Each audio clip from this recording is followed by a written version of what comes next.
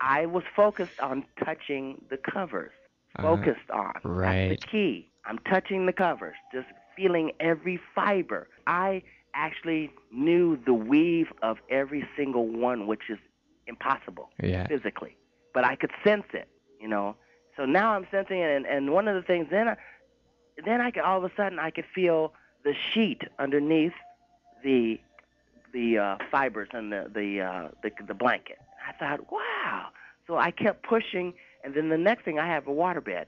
So the next thing I could feel was the vinyl mattress of the waterbed. Right. And I'm thinking, wow, this is incredible. And then I kept pushing my hand, and then I could feel the water, the warmth of the water in the waterbed. And Wow. I kept pushing my hand down, and then I could feel the plywood support that holds up the mattress. And I kept going, and then I could feel a space because I have a pedestal waterbed, and Okay. there's a space, and I kept pushing, and then I could feel carpet, Oh, and I'm gee. thinking, oh my God, this is incredible. So I kept moving my hand up and back down through the bed, up and back down through the bed, touching the carpet.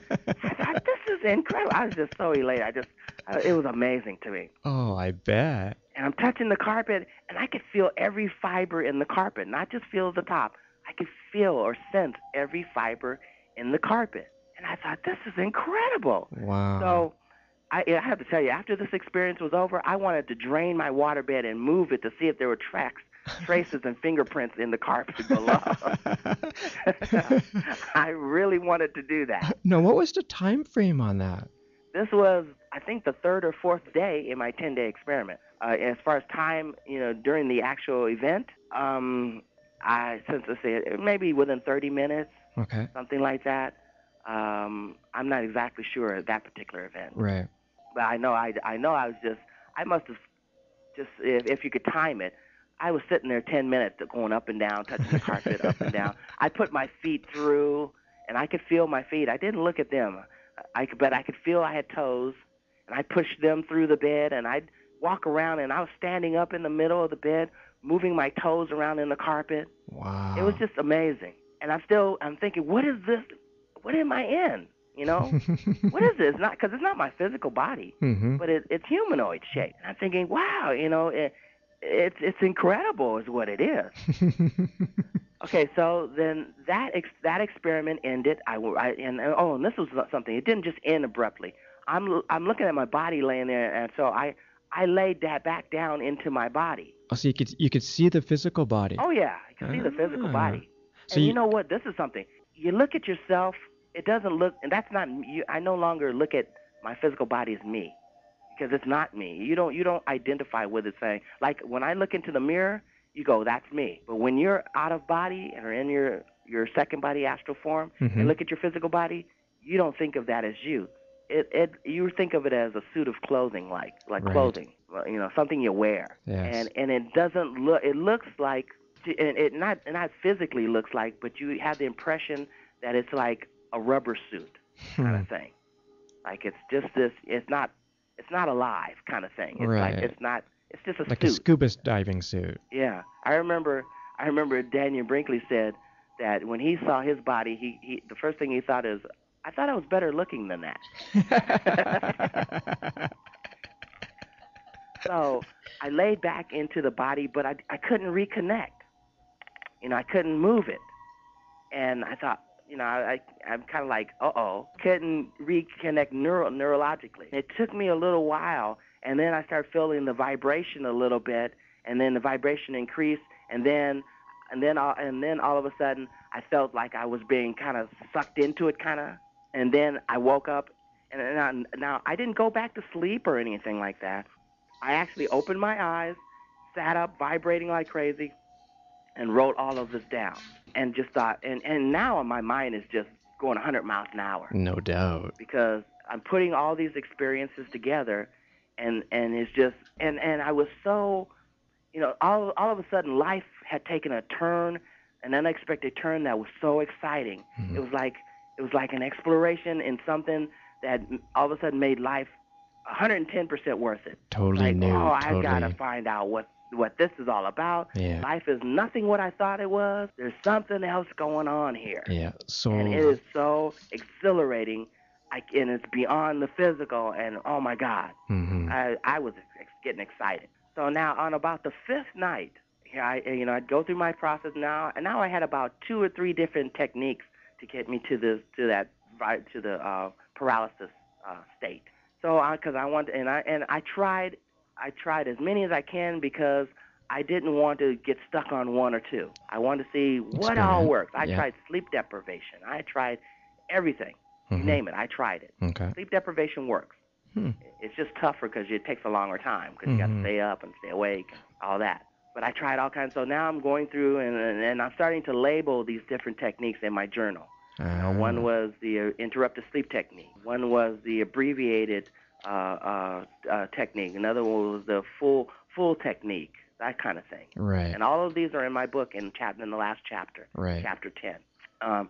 So on the I think it was about the fifth night, I did the technique. I rose up out of the body, and then all of a sudden, and I'm floating there. I'm thinking, okay, now what do I do now?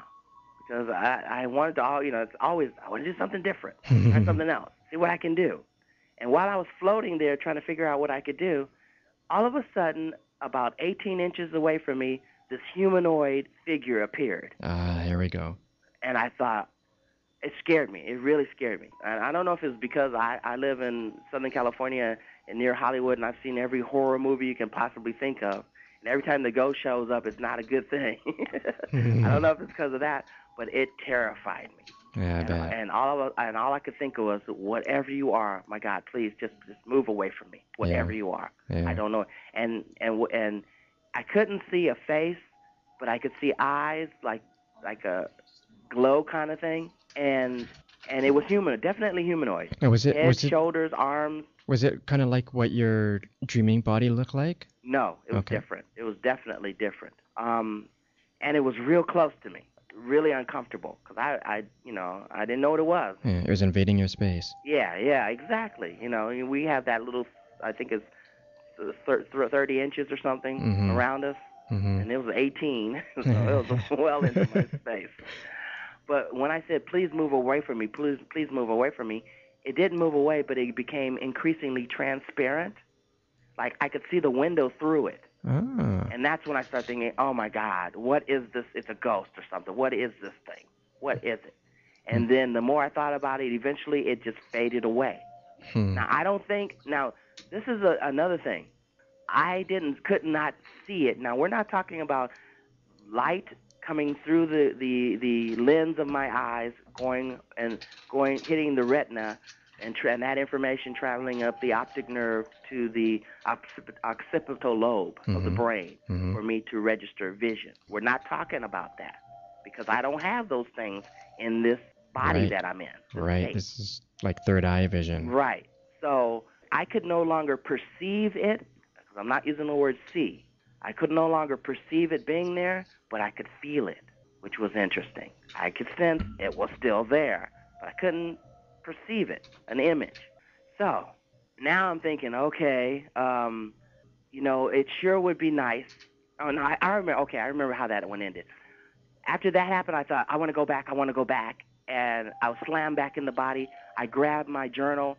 This time, because I had seen something, I jumped up and I went running through my house, literally turning on all the lights in the house. Making sure nothing was there. I was scared. And I'm sitting there thinking, oh, my God. I'm pacing the floor. Oh, my God. Because all of these, I'm traveling, I'm leaving, I'm going here, I'm feeling hands, I'm seeing stuff. I'm putting my hand through the bed. I'm going, oh, my God, what's going on here? My heart is racing. And this thing, Now, I have to back up 30 years or so. Okay. When I was 5 years old, I woke up in the paralysis. I remember this and like it was yesterday. I was 5 years old. I woke up in the paralysis, was terrified, couldn't move, but I could see, okay? At the foot of my bed, there was this humanoid object sitting on the foot of my bed. When I saw it, it turned to me and it said, Albert? It called my name when I was 5 years old. Wow. Okay, I remember it like it was yesterday. Now, at the time that you were pacing here in your house, is this memory coming back at that time? No, no, not at that time. No, Okay, okay, but the reason I have to say that is because something happened the next day that relates to when I was 5. okay, So that's why I backed up. okay. So that happened, and that terrified me because it called my name in a soft. It wasn't that it was threatening or anything like that, or Albert or some demonic kind of thing. It just It's knew just you. a little kid, and there's somebody there that shouldn't be there calling your name. That terrified me, and of course, my parents, they said, witches are coming to, Right, so right. I was scared. Yeah, yeah, That's yeah, at 5. yeah. The next day after this situation, now I'm a little leery, thinking, I don't want to see this thing. What is that? And so, but I did it anyway. I'm a researcher. Good. So I did go through the paralysis and come out of the body, and then I could sense that something was there in the room. And matter of fact, I could sense it was real close to me, like by the head of my bed. And then I heard it say, Albert, like that. I freaked out. I freaked out because it was the exact same voice I heard when I was 5. Wow. And I freaked out. I thought, oh my God, I'm seeing it. I'm hearing it. It's touching me. Now, did you wake up? Oh, yeah. Instantly. I immediately. Well, it took me a while. I struggled to wake up because I couldn't reconnect. And I was like, and this is what happens is that if you have somebody, people out there who are having the night paralysis, when you're unable to move, the only thing you're able to do sometimes is moan. Panic. And you're like kind of thing. And that's when it said Albert, I went into the moaning. I call it the abort sequence. The abort sequence. Because that's what I'm trying to do. I'm trying to abort the whole thing. Right. And that's what I did. It seemed like forever, but it must have only been a few seconds. And then my wife turned over and nudged me and woke me up. And I woke up and I was like, and what happened? And I didn't tell her. I was like, I had a bad dream, and I'm thinking, but in my head I'm going, that was the voice I heard when I was 5. My God, I remember that. Yeah. And putting all this together, like what is going on? There's question marks everywhere.